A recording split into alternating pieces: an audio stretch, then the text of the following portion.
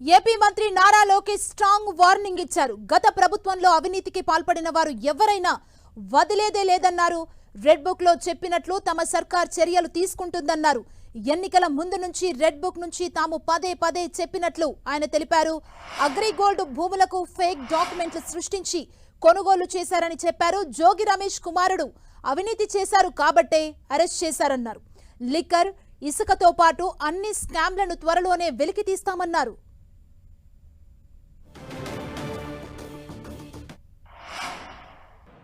AgriGold భూములపైన fake పత్రాలు సృష్టించి అమ్మేశాడు, డబ్బులు సంపాదించాడు.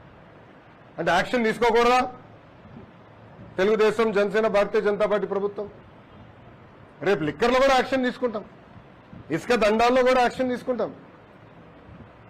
అంటే అడ్డగోలుగా ప్రజల భూమి దోచేసినా మేమేం పట్టించుకోకూడదా? నేను ఆనాడు హామీ ఇచ్చా, ఊరూరు మాట్లాడా ఎర్ర బుక్ గురించి.